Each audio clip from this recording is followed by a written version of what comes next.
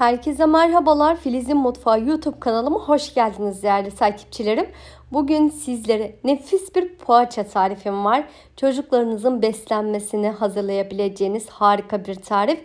Öncelikle karıştırma kabına 1 su bardağı ılık süt, 1 paketten biraz eksik toz maya ve 1 yemek kaşığı toz şeker ekleyerek karıştırıyorum ve ön maya işlemi yapıyorum. Poğaça, börek yapımlarında mayalı hamurlarda ön maya işlemi gerçekten çok önemli. Eğer vaktiniz varsa mutlaka sizler de o şekilde yapın. Mayam gördüğünüz gibi aktifleşti. Şöyle güzelce kabardı ve artık çok az karıştırıp diğer malzemelerini ilave ediyorum. Evet, biraz karıştırdıktan sonra üzerine 1 çay bardağı sıvı yağ ekliyorum.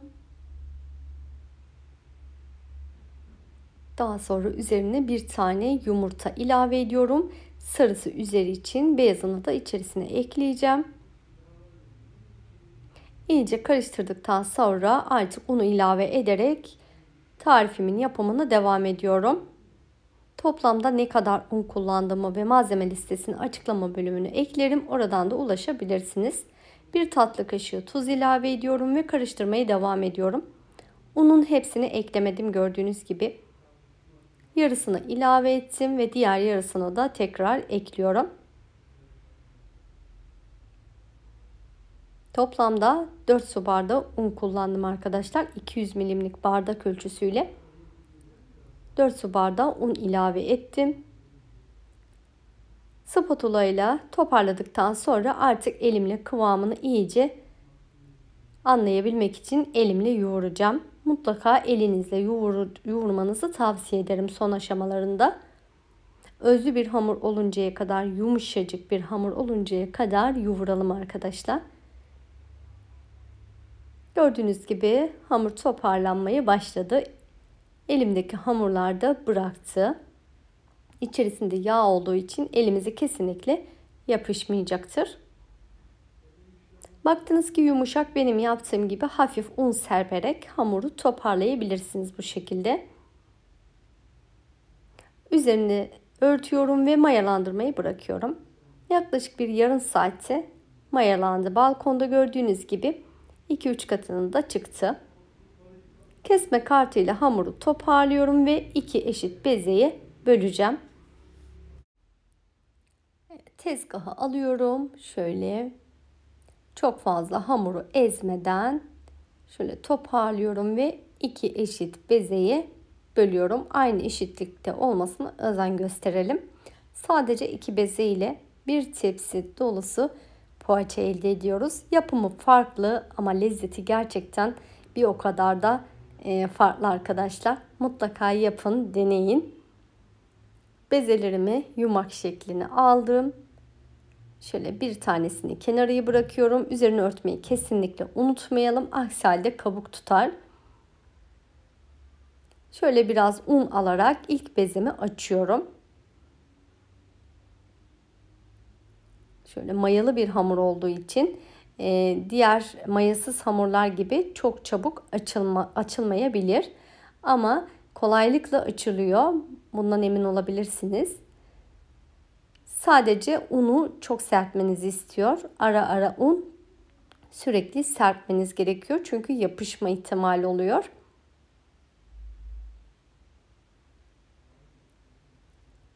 Oklavayla bu şekilde açmaya başladım. Oklava kullanmayı bilmeyenler için merdane ile de aynı işlemi yapabilirsiniz. Merdane ile ya da oklava ile benim açtığım gibi açacaksanız mutlaka sürekli yer değiştirin. Her seferinde aynı yönden açmayın. Bu sefer sadece bir tarafı incelir, diğer tarafı kalın kalır. Bastırırken de ortasına değil, kenarlarına doğru bastırmanızı öneriyorum. Hafif yapışmalar oluyor gördüğünüz gibi, hiç problem değil. Hafif hafif un serperek açabilirsiniz. Gerçekten açımı o kadar kolay ki yani 3 dakikada açtım diyebilirim. Bakın arkadaşlar, incelmeye başladı. Kenarları da aynı şekilde. O kadar esnek bir hamur ki çok güzel oldu. Bu hamurla her türlü poğaça, börek yapabilirsiniz. Evet. Dilediğiniz kadar büyütebilirsiniz. İstediğiniz kadar, hamur ne kadar büyümeye elverişliyse o kadar büyütmenizi tavsiye ederim. İlk hamuru gösterdiğim için bayağı bir uzun oldu. İkincisini göstermeyeceğim için bunun tüm ayrıntılarını sizlere gösterdim arkadaşlar. Daha sonra eritmiş olduğum tereyağın yarısını bu yufkamıza, diğer yarısına da diğer yufkamıza ekleyeceğim. Şöyle her tarafına eşit bir şekilde tereyağı gelmesini sağlayalım. Aksi halde kuru kalırsa güzel olmaz. Hiç tereddüt etmeyin. Mayasız hamurlarda bazen tereddüt ediyorsunuz. Kuru kalabiliyor kenarları diye. Bu hamurumuzda öyle bir ihtimal kesinlikle yok arkadaşlar. Çünkü mayalı hamur olduğu için kenarı kalın kalsa bile hiç problem değil. Yumuşacık bir poğaça oluyor. Yapıp denediğinizde benim ne demek istediğimi sizler de anlayacaksınız. Her tarafını yağladım. Şöyle biraz da esnetiyorum ki biraz daha büyümesi için. Evet, bu kadar yeterlidir. Ortasını da her yerini yağdan sürüyorum. Eğer azsa tekrar yağ eklemenizi tavsiye ederim. Bir kereliğini yağlıyoruz zaten. Her katını yağlamayacağız. Şöyle öncesinde iki tarafını içe doğru katladım. Diğer uçlarını da katlıyorum.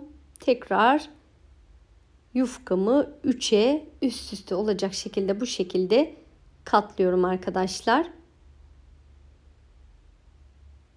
Evet. Şöyle elinizle düzeltmenizi tavsiye ederim. Biraz da esnettikten sonra artık bölüyorum. Yapımı farklı. Gerçekten poğaçanın lezzeti de farklı arkadaşlar. Hamuru 5 olacak şekilde böldüm. Hamurunuz ne kadar büyükse o kadar bölebiliyorsunuz arkadaşlar.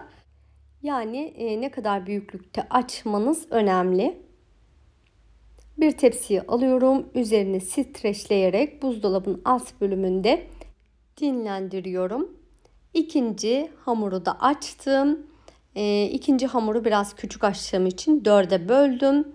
Toplamda 9 tane poğaça elde ettik. Büyük büyük. Ve artık diğer hamurlar dinlenirken buzdolabında ben de bu bezelerimi açacağım.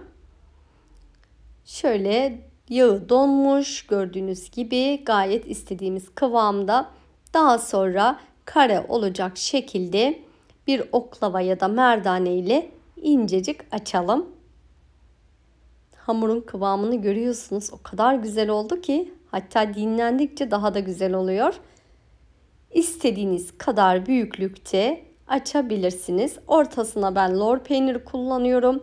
Dilediğiniz peynir çeşidi ya da iç harcı kullanabilirsiniz. Kenarlarına şöyle bastırarak dört bir kenarı ortaya birleştiriyorum.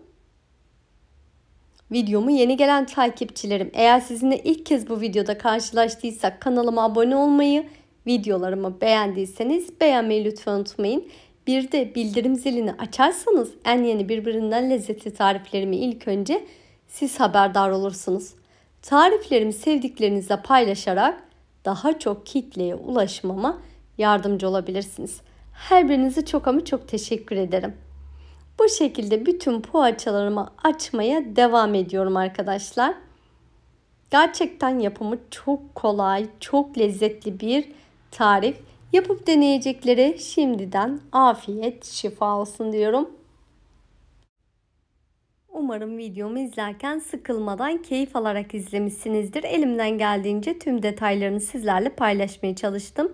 Yine de aklınıza takılan herhangi bir sorun olursa yorum kısmına yazarsanız sizlere oradan yardımcı olabilirim. Evet, son hamuru da bu şekilde şekillendirdim ve artık yağlı kağıt kullanmış olduğum tepsiye diziyorum. Üzerine bir streçle örterek 10-15 dakika tepsi mayası aldırıyorum arkadaşlar. Tepsi mayası gerçekten çok önemli mayalı hamurlarda. Daha sonra üzerine bir tane yumurta sarısının içerisine çok az bir yağ damlattım parlaması için. Daha sonra poğaçalarımın üzerine sürüyorum. Çok bastırmadan hafif hareketlerle sürmenizi tavsiye ederim. Evet, yumurta sarılarını sürdüm ve tam ortasına şöyle susam ekliyorum. Dilerseniz boş kullanabilirsiniz. Çörek otu kullanabilirsiniz. Hiç fark etmez. 200 derece alt üst ayar fırına pişmeye gönderdim. Ve fırından çıkan poğaçalarımın güzelliğine bakar mısınız? O kadar güzel kızardı ki sizlere anlatamam. İç dokusu muhteşem oldu. Şöyle sizleri bir de iç dokusunu göstermek istiyorum. Altı üstü gayet güzel bir şekilde kızardılar. Yumuşaklığını sizlere göstermek istiyorum. Üzeri pul pul dökülen, yumuşacık, içi kat kat harika bir poğaça tarifi. Artık klasik poğaçalardan sıkıldıysanız bu farklı poğaça tariflerini deneyebilirsiniz. Bakın arkadaşlar, içi gayet güzel pişiyor. Hiçbir şekilde tereddüt etmeyin. İç katlarını sizler de görüyorsunuz. Tekrar göstermek istiyorum. Şöyle bölerek bakar mısınız? İçi kat kat, yumuşacık, üzeri pul pul dökülen nefis bir poğaça tarifi verdim bugün sizlere. Beni buraya kadar izlediğiniz için çok ama çok teşekkür ediyorum. Bir sonraki videoda görüşmek üzere. Hoşça kalın.